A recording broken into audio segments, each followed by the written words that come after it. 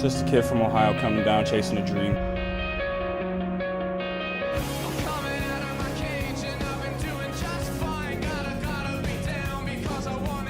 Hey everybody, Mark Lidbetter, sports editor of the Suburban newspaper here.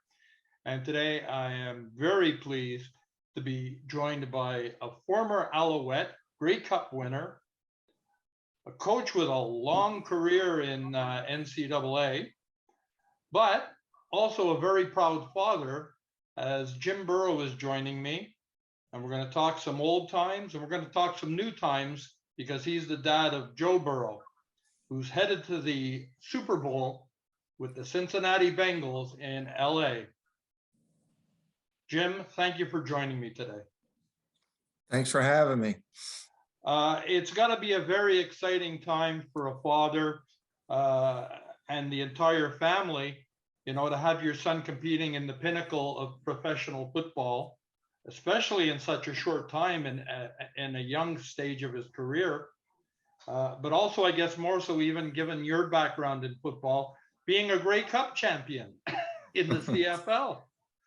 That's right. That was I guess the first championship in the Burrow family, 1977 in the Ice Bowl. I'd been hurt most of the year, had an operation, but got activated for the Grey Cup and got a chance to play in that game. And Marv Levy was our coach, and played in it a couple other times, but that was our only. We should have won it 2 more times, but you know, you still think about those. But 77 was a good Grey Cup for us.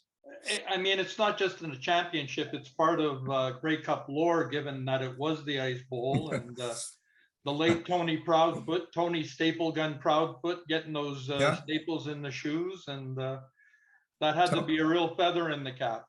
Yeah, Tony. I can remember he went outside a couple of times with different shoes on, broomball shoes once, steel cleats once, and finally, I think he grabbed a staple gun and threw some industrial staples in his shoe, went out and came back. I remember he and Wally Buono came back and said, "Hey, you know, we got traction." So Red Batty, who's the equipment manager for the Packers and has been a long time, was a kind of a student manager or assistant equipment manager. And so Tony told him to grab all the people's shoes and start putting it in there. And I guess the rest is history. After that, the few games I played in later, after that, when there was ice and some snow and some bad weather, they checked our shoes. So they don't want us to do that anymore. I guess you have fond memories of being up in Montreal and up in Canada for part of your career. Originally a Packer, you were drafted by the Packers. Yeah.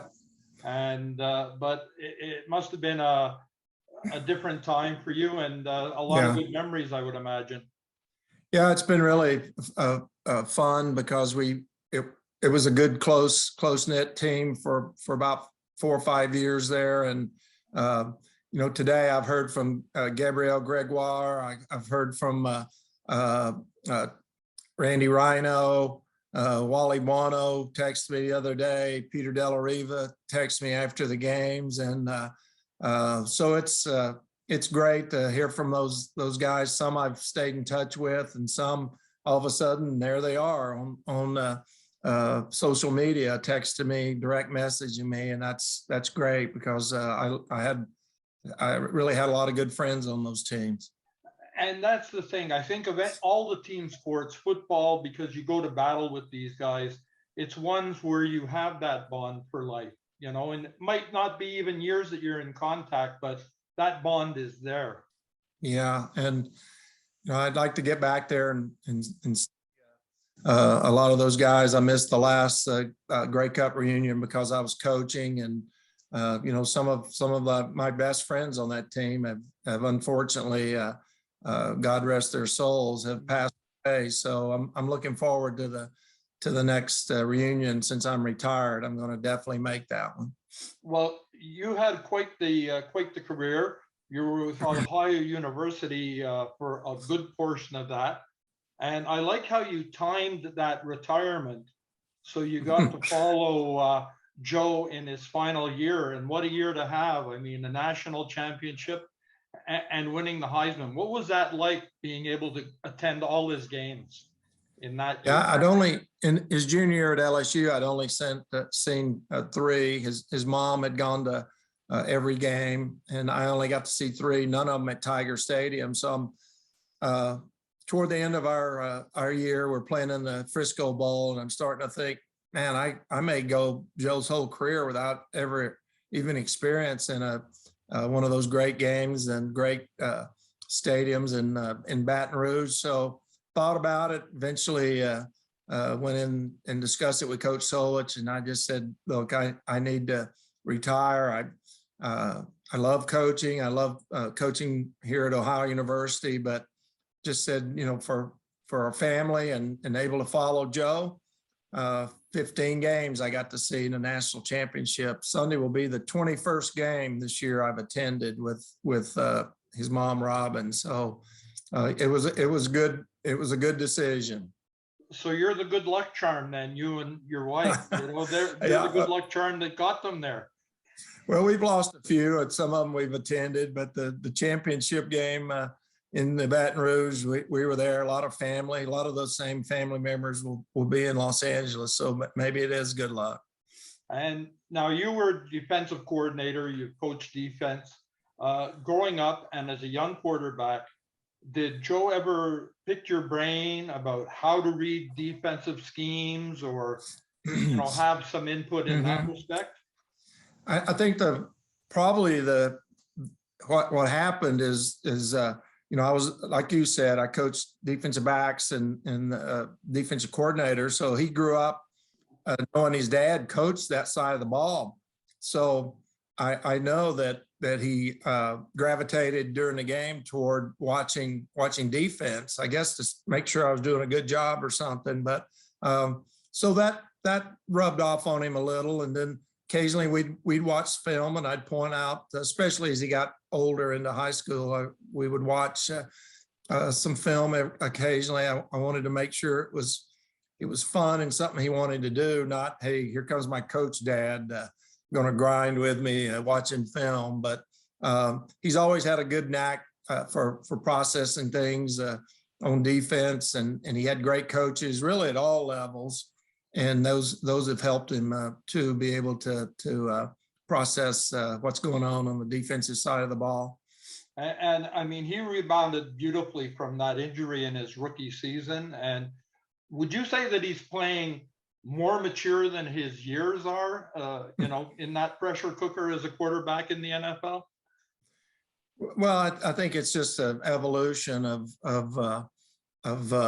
his progress and what he's all about as a quarterback. But some people are surprised, I guess, that he's playing that well so early. But he did play a good portion of the season last year, and now he's in his 21st game. So there's been a growth process during the course of the year. He sees defenses not necessarily for the first time now. So he's seen a lot of different looks during the course of the year, and still different ones every week, but he's just much more at ease and confident in seeing what's on the other side of the ball. How are the nerve levels going to be for you and Robin in LA watching that game? It's really tough as a parent watching your child play. Yeah, they're not going to be good, put it that way. So, we get nervous, anxious.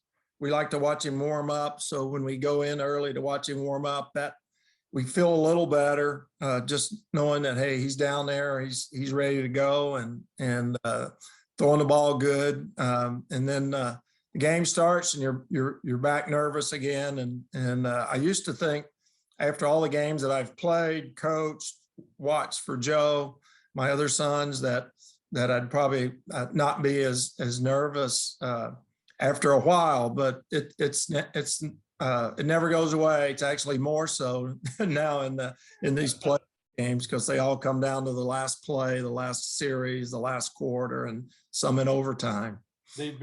Those have been some amazing games in the playoffs. Great for the fans to watch. tough on the families. Yeah, I mean, we're always confident that Joe's gonna pull it off, and his team's gonna pull it off.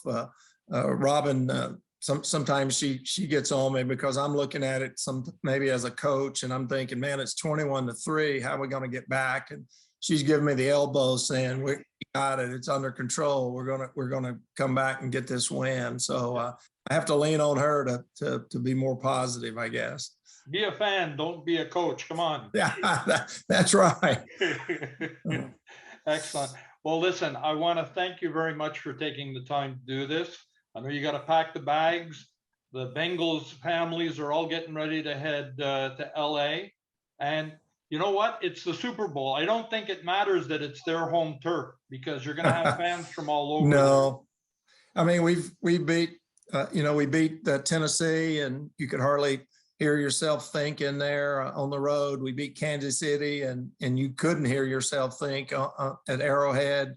So they're accustomed to it. It's a big stage. A lot of these guys have been on the big stage, whether it was in college in the playoffs, or some have still been in the playoffs. But it'll be fun, and Joe's confident.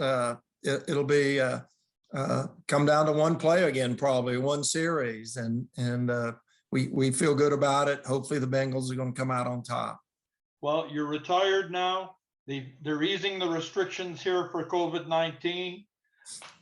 Nice to see you up here at Percival Molson Stadium, checking out the Angry Birds, as we call them, for the Alouettes. Well, another teammate of mine there had just reached out, and he actually called, and that's Tom Cousineau. Yeah. And Coos said, "Hey, we need to get back to Montreal." I don't think he's been back maybe either. So he said, "We're going to plan a trip with our wives within the next year and come to Montreal and hopefully watch the Alouettes." So that would be great. It's a great setting. It's McGill University's home stadium, but there's no better feeling. It's very compact, and the crowd really gets into it, and I think you'll enjoy it. And you'll see some of your former teammates' numbers up on the wall there. Junior Ayu and that. Yes. Peter Dallariva, my neighbor in Point Claire back in the day. But yeah, I lived in Point Claire my last year until I got traded. So very familiar with that. And but you have a good day, and thanks for having me on. My pleasure. And everybody, my judgment call on this one. I'm a Packer backer going back to the Lombardi days, but I'll be pulling for the Cincinnati Bengals to take care of LA come Sunday. Thank you. Who day? And until next time, you know where to find me, sports@thesuburban.com. That's Judgment Calls for this time, and everybody stay safe and get the snacks ready for halftime.